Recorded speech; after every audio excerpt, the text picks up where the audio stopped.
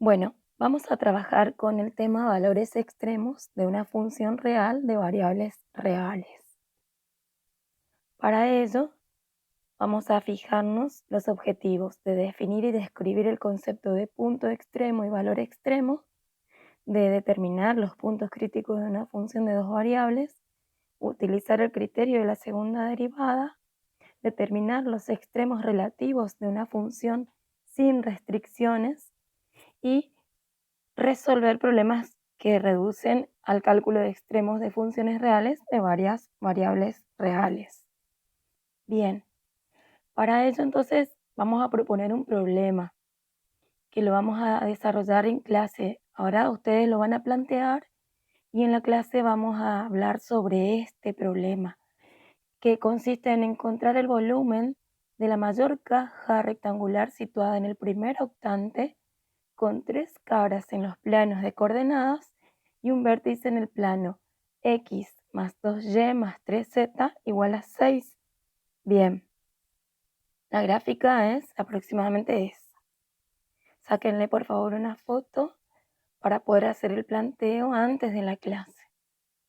Bien, para definir extremos de funciones de dos variables, vamos a definir una función en una región A acotada y cerrada y dentro de ese dominio A dos puntos, P sub 0 y P sub 1.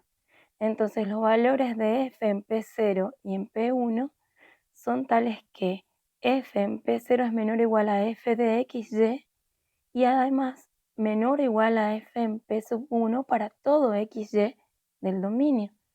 Esos valores son mínimo y máximo respectivamente de la función en el dominio A. Sean la función f de xy continua en A, que es cerrado y acotado ese dominio, y P sub 0 y P sub 1 puntos de A, entonces primero existe al menos un P sub 0 donde la función es mínima y existe al menos un P sub 1 donde la función es máxima, y ahí tienen el ejemplo de un paraboloide elíptico donde se puede llegar a calcular el mínimo y el máximo de la función. Entonces, vamos a definir qué es punto mínimo y qué es el valor mínimo. P de AB es un punto mínimo de la función en el dominio si su imagen es menor o igual a las imágenes de todo XY del dominio. Y su valor, o sea, el valor de la función en AB, se llama valor mínimo. Análogamente, podemos definir el punto máximo y el valor máximo de la función. El punto AB es máximo si la imagen de ese punto AB es mayor o igual que las imágenes de cualquier par XY del dominio.